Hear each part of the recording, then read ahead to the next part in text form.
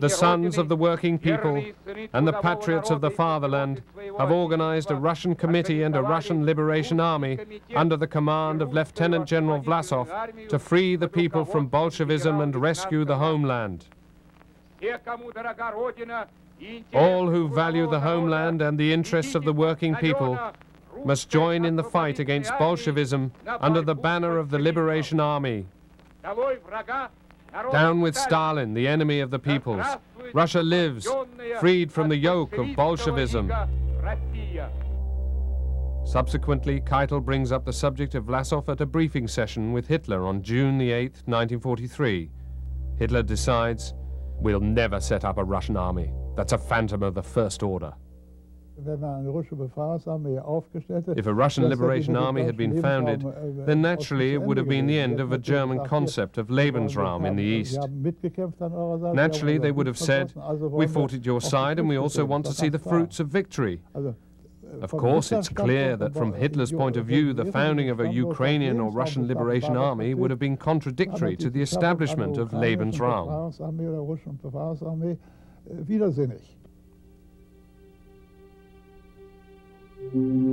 Vlasov's dream of becoming supreme commander of a Russian Liberation Army seems to be over. For almost a year, he withdraws into oblivion in his exile in Dahlem. But he doesn't give up.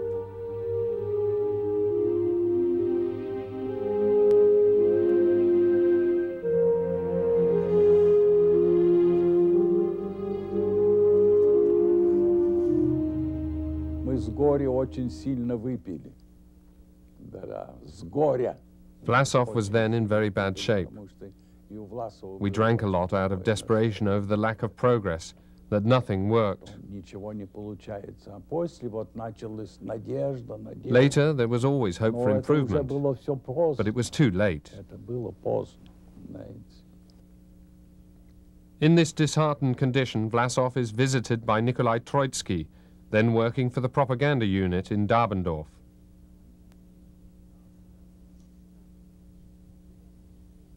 И вдруг Власов неожиданно, совершенно неожиданно для его характеристики, для его поведения. Suddenly, Vlasov said something totally out of character. А знаете ли что? Let's dream a bit. Let's pretend we're at home. I don't want to say that we've won, but simply at home in our free Russia.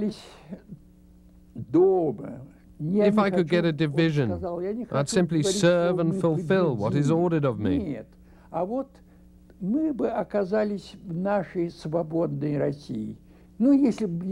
Then he was silent, stood up and said something quite special. I never before experienced something like that with him. We never before had had such a frank conversation with each other.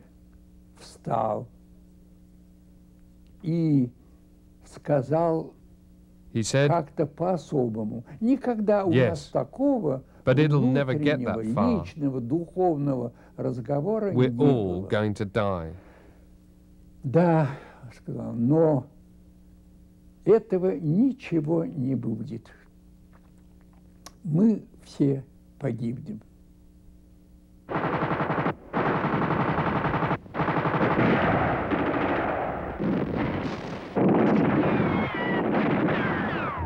Summer 1944. In the east, the German Wehrmacht is close to annihilation. The Allies have landed in the west.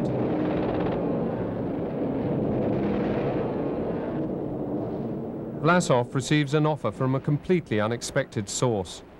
Heinrich Himmler, the head of the SS and one of the most fanatical opponents of the Russian Liberation Army, wants to meet with Vlasov. This encounter first fails to take place because of the assassination attempt against Hitler on July 20th, 1944. But we needed people, weapons, military power. We needed more people, inspired fighters who wanted to reconquer their homeland. On Himmler's orders, Vlasov is temporarily moved to an SS recuperation center at Ruhpolding. There he meets Adelheid Bielenberg, the widow of an SS doctor and falls in love with her. On September the 16th, the meeting with Himmler is held at Hitler's Wolfschanze headquarters. The founding of the Liberation Army is the subject. Прежде всего, нас неприятно удивило, что We were all quite amazed that the negotiations with Himmler ever took place. Гиммлер фигура очень одиозная. Himmler's reputation was as bad as Beria's, the head of the Soviet secret police, and so we weren't especially overjoyed about the conference. Эти задачи It left a bitter давало aftertaste, неприятный, but there горький was no осадок. other way. Но другого выхода, к сожалению, не было. Hatte doch gar keine andere Möglichkeit. He really didn't have any other choice. In einer He was at a Sackgasse. dead end.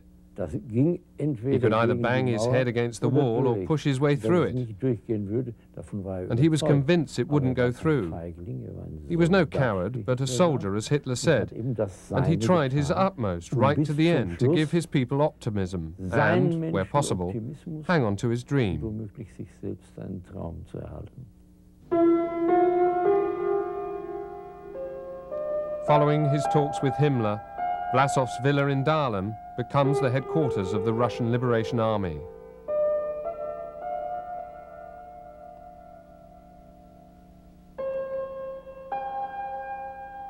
Now Vlasov and his staff have to set in motion the founding of the two divisions permitted by Himmler.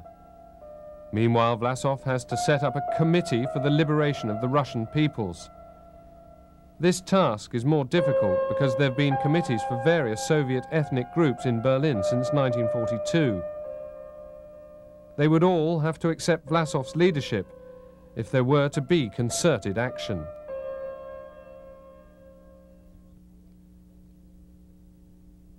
Das ganz große Problem war, The das biggest problem was the Misstrauen mistrust of the aller Russians by the non-Russians, gegen die and Russen therefore und against gegen Vlasov.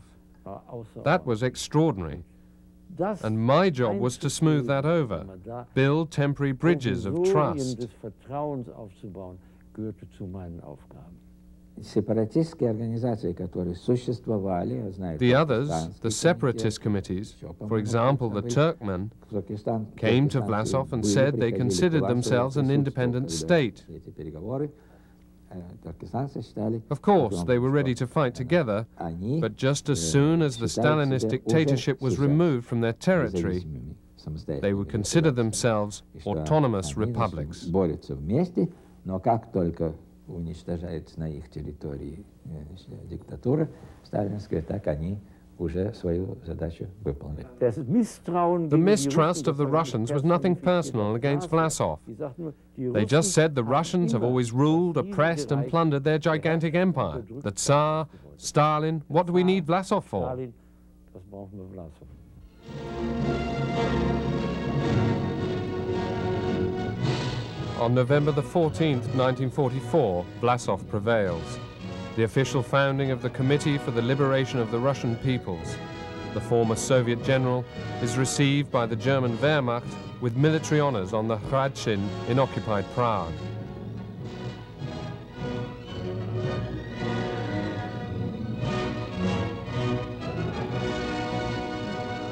In this festive display, Vlasov is elected chairman of the committee. The high point is the announcement of the political program of the Russian Liberation Army, the so-called Prague Manifesto. The most important demands for a new Russian state include the right of self-determination for the peoples of Russia, the end of forced labor and the collective farms, and the adoption of freedom of opinion, religion, and the press. This is an astonishing agenda, considering it has been given prior approval by the Nazis. In addition, Vlasov demands fellow citizens, brothers and sisters living in Europe. A return to the homeland is only possible following a victory over Bolshevism. You number in the millions and the success of our mutual struggle depends on you. Don't forget that from now on you're working for a common cause, for the heroic Liberation Army. Officers and soldiers of the Soviet army, put an end to the criminal war whose purpose is the oppression of the peoples of Europe. Turn your weapons on the Bolshevik usurpers who have enslaved Russia and brought hunger, misery, and lawlessness to the country.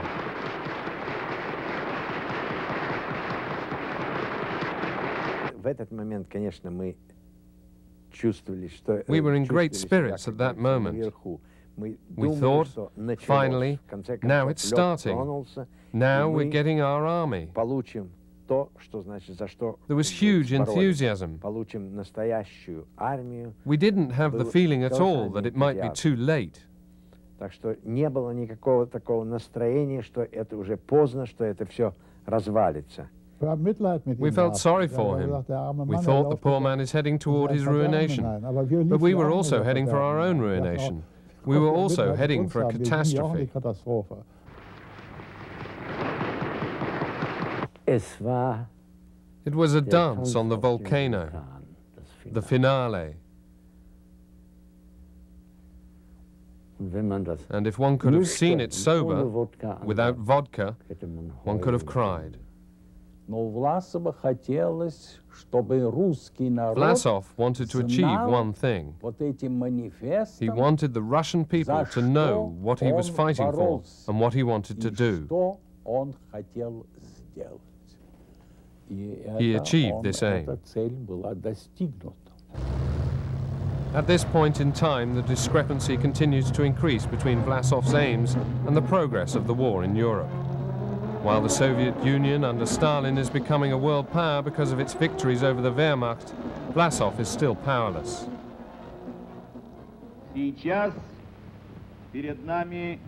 At the moment, there are two questions facing us. Either Europe will be Bolshevized, or there will be a Europe of the nationalities. The German Reich is the single existing weapon capable of beating the Bolsheviks.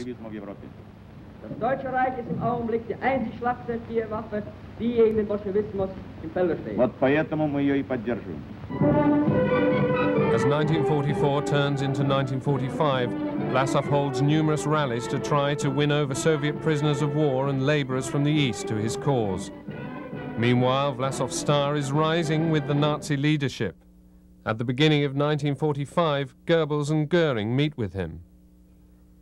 As if Germany's final triumph were only a matter of time, on January the 18th, 1945, Vlasov and the government of the Reich sign a financial aid treaty.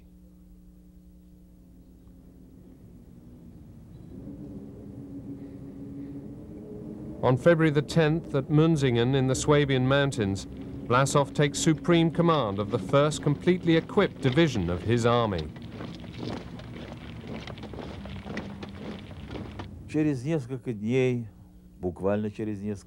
A few days later, we were notified we had to go to the Eastern Front, alone, only as one division.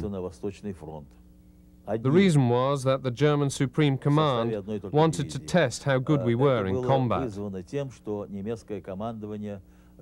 Only then would the Germans set up the 2nd and 3rd divisions. И посмотреть, можем ли мы драться или нет. И после этого уже тогда формировать 2-ю и 3-ю дивизию. Настроение людей, короче говоря, солдат. The soldiers were not exactly overjoyed, but they were also not gloomy. People were rather reserved. Hardly anyone spoke to each other.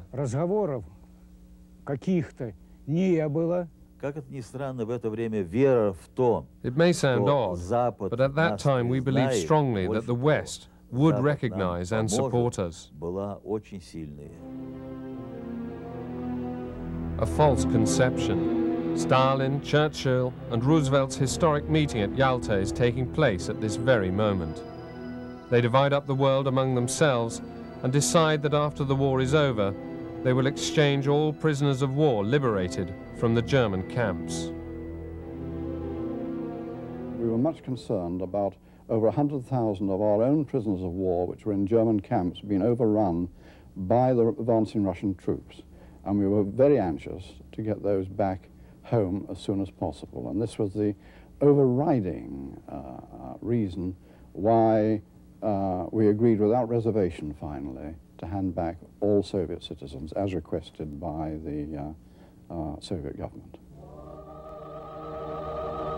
For Vlasov and his followers, particularly the ordinary soldiers, this agreement is to foreshadow the